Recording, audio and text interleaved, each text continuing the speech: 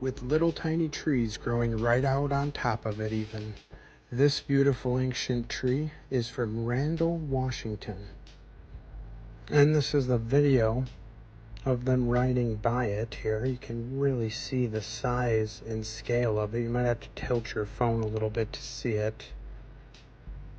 Wow, a great catch in Randall, Washington. I have seen quite a few of these ancient trees from Washington area. I just came across this one the other day, actually, from Othello, Washington, I believe it is. They say this one was just a result of an ancient ice melt.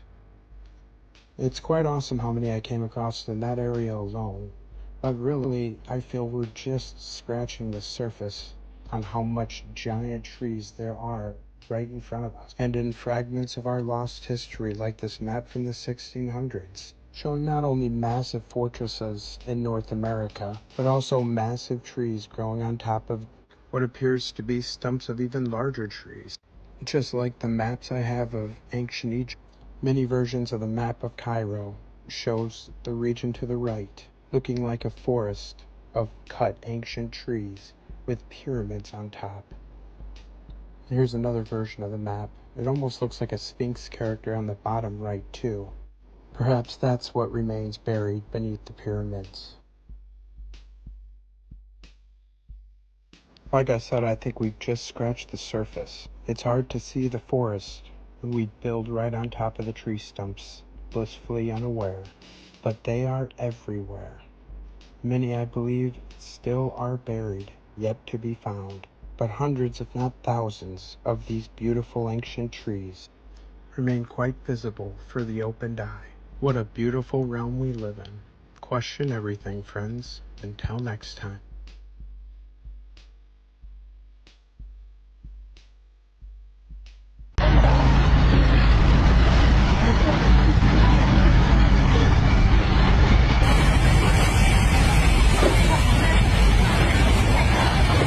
Oh yeah.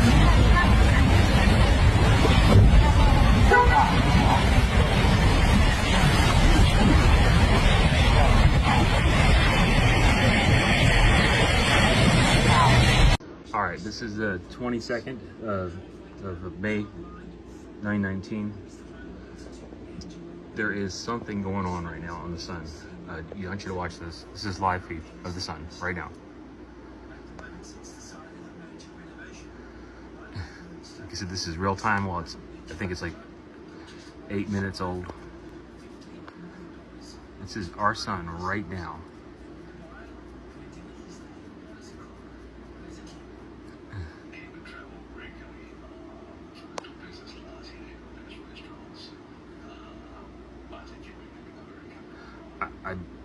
I'm pretty sure this is huge. I imagine that probably lots of Earths could, I don't even know what that is, coming into it. All right, this looks really weird. Really, really weird. Something is going on in the sun right now. Right now. No way. It's beautiful though. It looks like a portal. To say if we are experiencing a reality that is less than pleasant for us, in no small part, we are responsible for that. Yes, but we do not mean to imply that that means blame. Responsibility, total responsibility for the creation of your reality means ultimate freedom in that way. And it takes acknowledging that you have created it, perhaps acknowledging that you may have unconscious or subconscious beliefs or fears within you that can attract these realities, negative though they may be, to you. And in recognizing that you have those beliefs, in acknowledging that you have those fears, then you own them. And simply remember, if you wish to change anything, you cannot transform something you do not own. So first you must own the idea that what you do experience in your life is your creation. That puts you squarely, as you say, in control, as you say, in the driver's seat. And then you can steer your vehicle through life along the path you desire, once you know you are firmly in control. But the easiest way to do that is to recognize that the reality you experience is your creation to begin with, even though it may be a subconscious creation. อย่ามาจับเลยไม่ชอบ ก็บอกว่าอย่ามาจับปัดโทอย่าThis is some good waves interaction between some human here with their pet. The Irish shadow. Look at this. Sasquatch master of camouflage. Oh my god, oh my god. Look at them. Do you think that's a Sasquatch? Is this why they are so elusive? You can't see them. It's crazy. Thousands view bloom of rare corpse flower. Oh man. Look at this. This is incredible. Rare corpse flower. Wow. Good people of Earth. Have you ever come across this flower? Oh, it looks...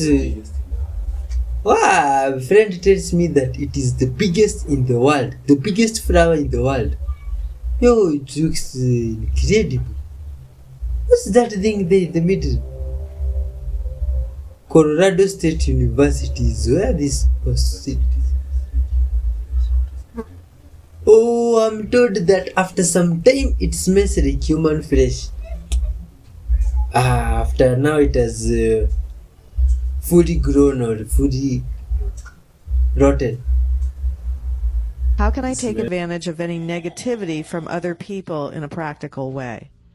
By considering it to be an offer or a suggestion of an optional way to view yourself, and taking the advice simply as advice, to take the opportunity to see whether or not you are still on track with yourself, or whether they are reminding you that some correction, some course correction may be necessary. But once you have made the determination as to whether or not you are in alignment or out of alignment based on their suggestion, you can thank them for the suggestion and decide to do whatever it is you prefer to do.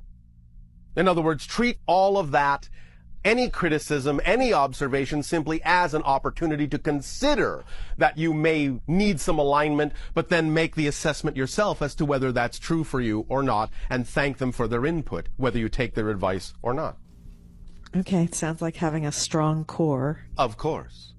Because you understand that you would not have attracted them in your reality if it didn't serve a purpose. So whether it serves the purpose of reminding you that you may not be paying attention to something you need to pay attention to, or whether you've attracted them in your reality to reassure yourself that in fact what they're suggesting has nothing to do with you and that you are steadfast in your assurance of what is your preference, either way, you have still attracted them for a reason. So to use them in that positive light, you will get the best out of it, the most out of it. Okay. And you will then be allowing them to have served you in that way. And you can serve them retroactively by letting them know that their advice, in that sense, was accepted with the loving intention with which it was given, even if they didn't think it was given that way. That will really disarm them. Watch what happens.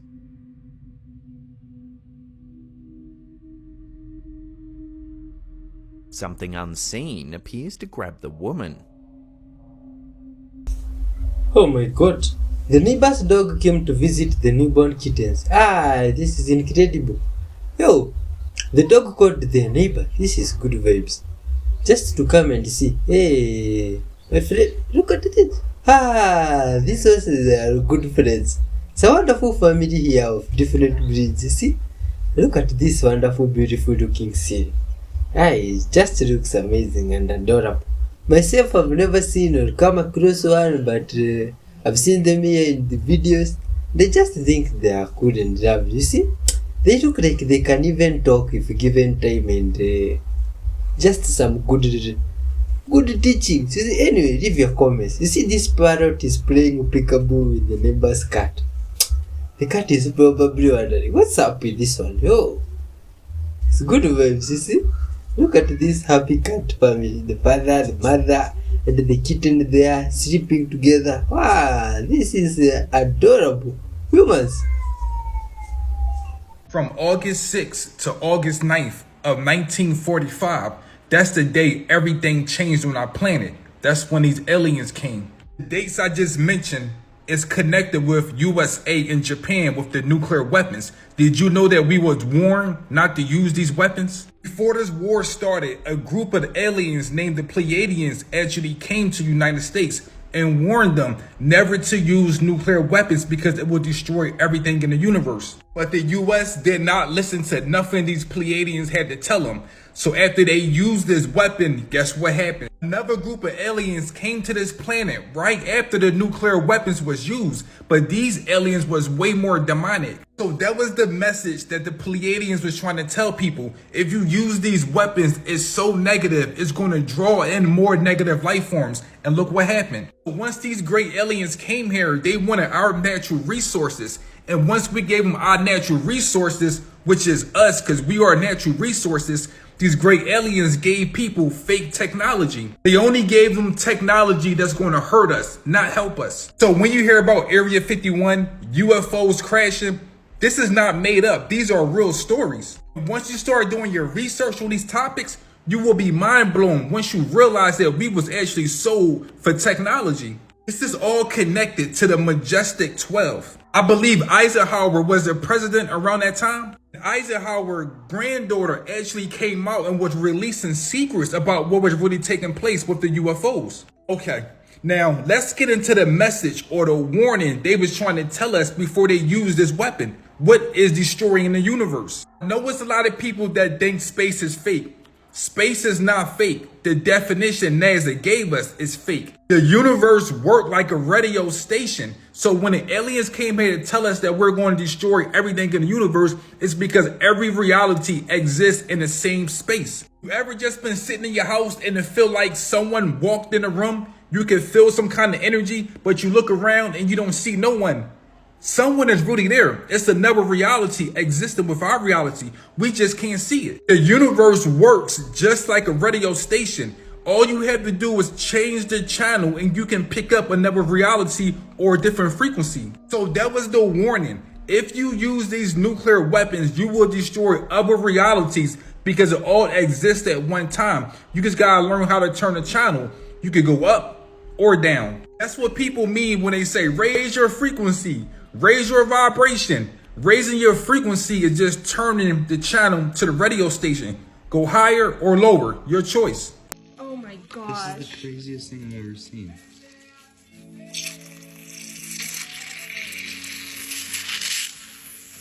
It sounds like a girl is dying. What in the... We bought like an acid ball watermelon. Ew. It doesn't smell good. Oh my gosh. That thing was fizzing and popping.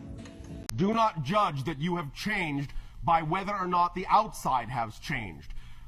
Gauge that you have changed by how you now respond to the outside, whether it is changed or not.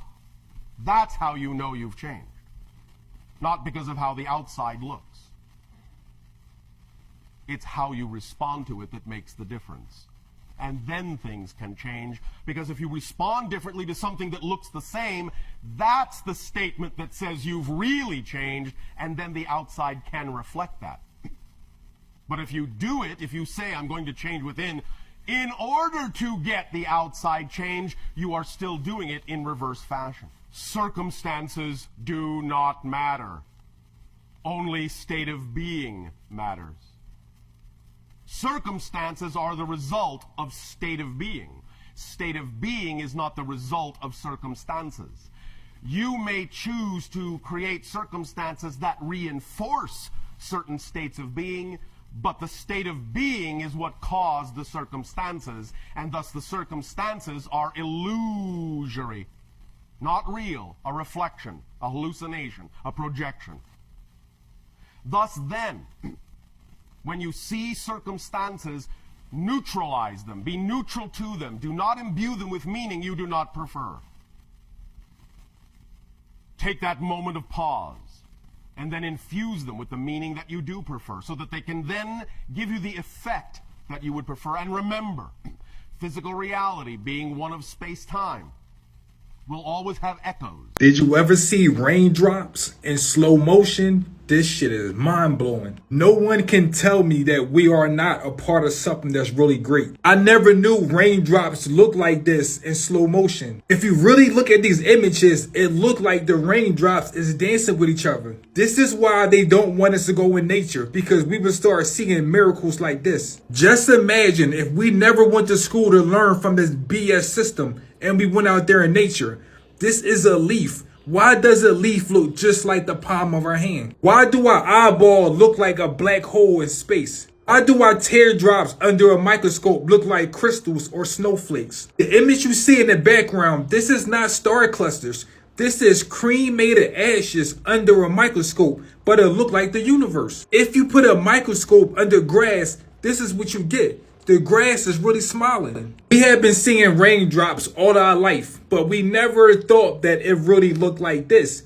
Nature will always tell you what's going on. So next time it's raining outside, your rain really looks like this. Just remember, these are raindrops, and never forget that we are 75% of water. So if raindrops look like this on the outside world, just imagine what it looked like inside of us. Who would have ever thought that raindrops is actually communicating and dancing with themselves? How to see the future and all the things that he knew. But he had to be in complete secrecy or they would have all been killed. I was working with a woman who didn't even know anything about metaphysics. She didn't know about Nostradamus. She couldn't even pronounce his name later. But she wanted to go back into a past life to see if she'd had a past life, just out of curiosity. But this woman didn't know anything about Nostradamus. At the time we were doing this, I didn't even know what a quatrain was.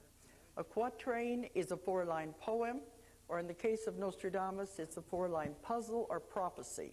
And I had never studied his works at all.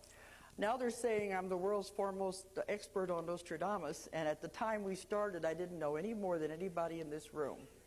But it was 1986, and I was meeting with this woman who just wanted to go back and see if she'd had a past life.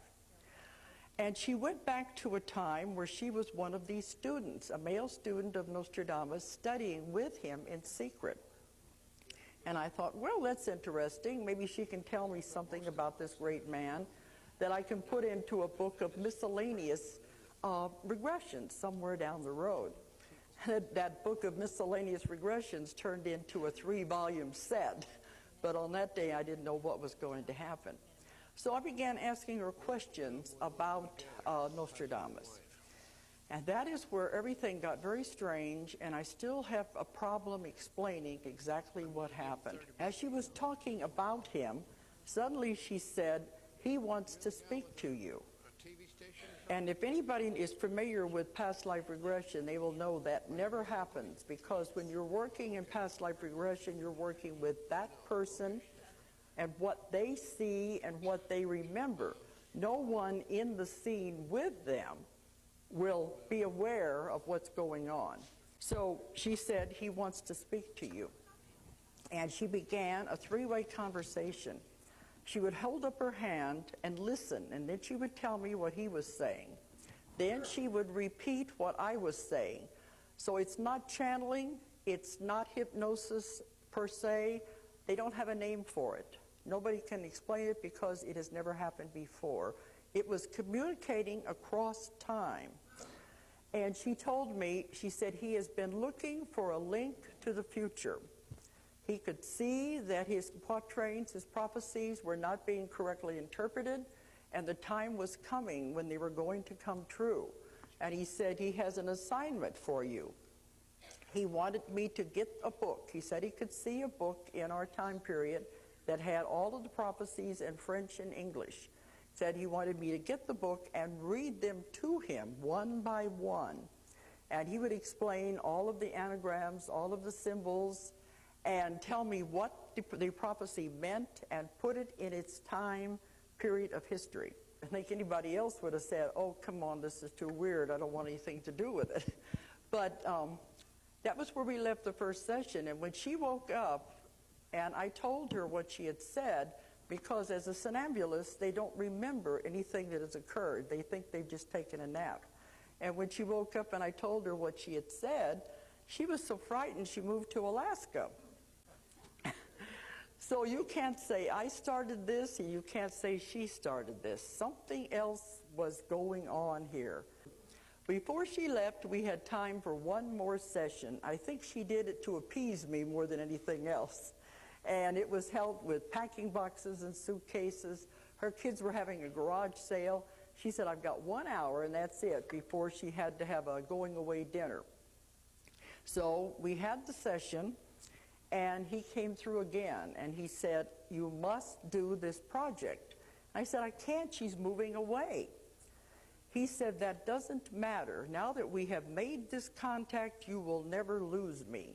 I will come through anybody you work with. And that is quite a statement.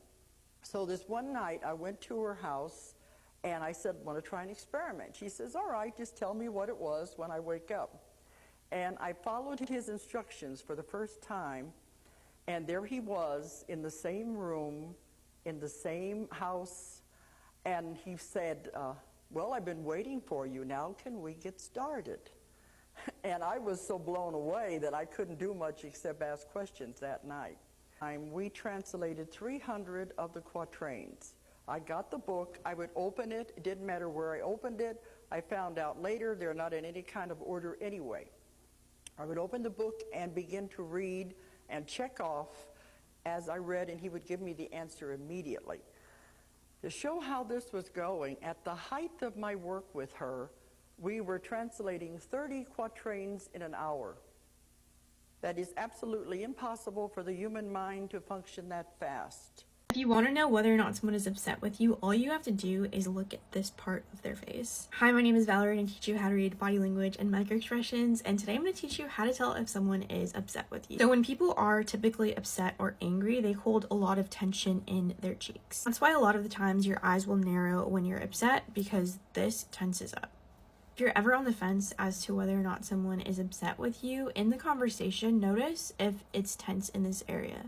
So you'll either see them look at you like this.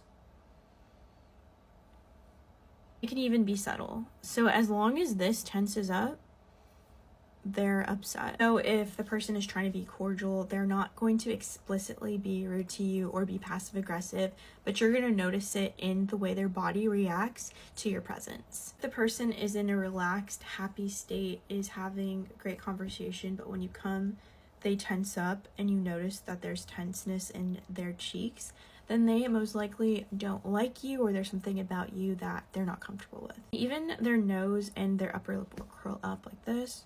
It's typically a microexpression, so it happens so quickly like this, but faster. And if you ever wanted to practice whether or not someone doesn't like a certain topic, word, person, then watch YouTube videos of celebrities talking about different things in their life and slow it down, and you'll be able to really identify their emotions when it comes to certain subjects. So yeah, body language is really cool, it's really helpful, and it gives us an insight into what people are thinking without them explicitly saying it. But I love you guys, and I'll see you in my next video. Follow and share if you want to see more psychology tips and tricks and body language analysis, because I have a lot. The two frequency bands that were blocked out were those of the 8th dimension and those of the 12th dimension. These particular dimensions, to block those out, is how you sever your connection to source. It's how you sever your connection at D12, between D12 and D13. When you go into D13, 14, and 15, you're dealing with the level of personal identity or planetary identity. That's called a rishi. It's a collective. Well, the avatars of the Elohim family that decided they didn't want to have to listen to anybody anymore about the law of one, disconnected themselves at D12, and then they disconnected themselves from something called the monadic imprint. It's connected to D8, and it goes through into the ascended levels, into something called the monadic imprint, which is the original imprint of your God seed pattern, your first individuation from source. The way they created independence for themselves, where they could become creator gods and make their own little legions and their own little universes, was by severing the 8th and the 12th dimensional frequencies out of their consciousness, out of their morph field, out of their DNA. They have 10-code DNA because of it. They grounded the stellar bridge on a 10-code pulse, so their biologies could go through. Because if they tried to go through the halls of the Mentai on a 12 code, they'd incinerate, because they don't have in their bodies the receptors to pull in the 8th and 12th frequencies. And if you happen to be unfortunate, and you are someone who was born through the negative Elohim matrices, they're not going to be nice parent cells, parent parts of yourself. They're not going to tell you the whole lineup so you can grow up and re-expand to be them. They're stuck in time because they severed their connection to their own higher parts. They can't expand. They know themselves as finite, like we know ourselves as finite. And finite beings that don't realize the connections will try to control the actions and energies of other beings. They will try to control their children. They use their children as a means to create dominion and also to suck energy off planets down here, so they can be continually self-sustaining. Good vibes elephants having fun in the sun. You see? It's incredible, man. This adorable baby knows how to stay cool. They love to take some bath there in the water they have, the tub. Turning a water tub into a splash zone. It's good vibes, you see? These are just incredible animals. Full of love, and it's just adorable to look at them.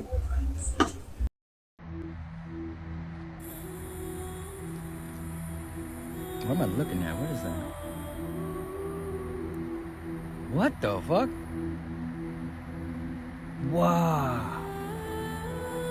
That is sick. I've never seen that before. What? Yo, that's a new. I've never seen that before. Yo, it looks like, man, that pattern looks so familiar. What the fuck? It's gonna bug me. I've seen it before. Yo, that is sick. Has anyone seen this? So I found the image I was talking about, and I figured out what's going on right now. So I don't know if I told you guys this. I had a theory that every time the sun's about to set, they switch the machine. Like they switch the James Webb, they pull it out or something, and then they switch it off with the hologram. Because the sunset's always a hologram, and it's never the actual like simulator. So, and you can fucking see between those fucking clouds. Look at the honeycomb.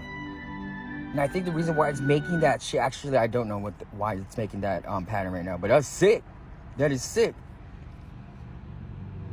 But here's the pattern. Same image, right? Same thing. That's a fucking scale model of the James Webb mirrors. Told you, motherfuckers. I have another video too to prove the sun is or the simulator is the James Webb. This shit's dope. He predicted, that towards the end of last century and the beginning of the century, there will be a movement driven by big corporations to take the soul away from people, to disconnect people from the higher world. And in order to do that, we have to destroy the pineal gland in people.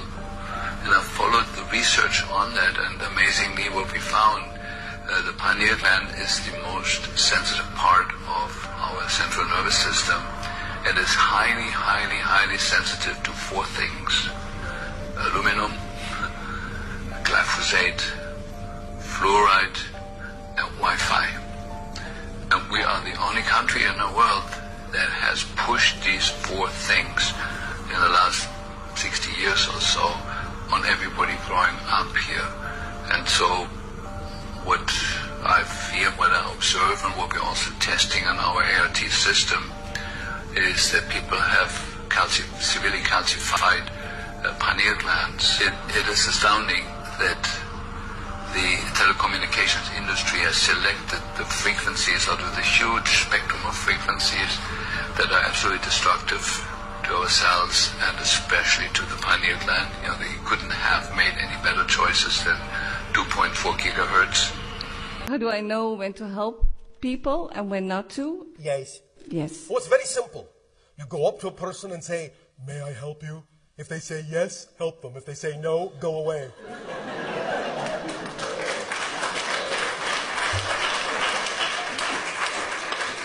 Very simple. Very simple. Yes, it is. Very simple. Recognize. You help people by simply being an example. It's not about them needing to change. It's not about you needing to help them. It's about being willing to, and if they open up an opportunity, acting on it. But when they say, "That's enough, no more," or "No thank you," being all right with the fact that they are free to make a choice that may be different than yours is actually how you help them best. Because if you don't allow them the unconditional opportunity to choose a vibration that they want to choose, no matter what it is, then you are not being unconditional in vibration. And if you are not being unconditional in vibration, then an unconditional vibration is not available to you either. Mm-hmm. So you can't then choose what you prefer. I feel sometimes the need to say to people that they should do something else. And Not they would should. Could. You can always offer an alternative. Without any need, they must listen. That's compassion. Yes, that's helping. That's helping. Be there by example, as we said. They can see in you that there might be another way. You can talk to them about the possibility that there might be another way. In much the same way we are talking to all of you, telling you that there are other ways in which you could be doing things. We have absolutely no need whatsoever that any of you should ever pay attention to us. If you wish to choose something other than what we're telling you, go right ahead. We love you unconditionally enough to let you do that. Otherwise, if we don't let you do what you choose, we're not unconditionally loving because we're not loving you. You see? I see. We love you as you are. We love you based on the choices you decide are important for you to make.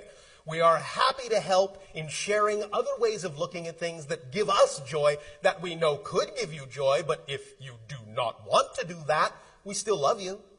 Because we know from our perspective that ultimately in that sense it doesn't really matter that much. Because nothing is going to change the fact that you are an eternal spirit. Indestructible, eternal spirit. One way or another, you'll explore just about everything. So, Wow, we're no wonderful rush. sauce. That is incredible and it was nice to hear and watch up to this part. I've been Y311H here, your host, all the way from Africa. And I believe, my friend, from wherever you're watching from, we can always spread love together. Peace be with you and good vibes. Till next time, stay locked. Oh, by the way, if you have clicked today and it's your first time, you are very, very, very, very welcome. You can check episode 666. My friend, that episode, if you didn't watch it, just do so. It was, you just take a look at it. Bye bye, till next time. Good vibes.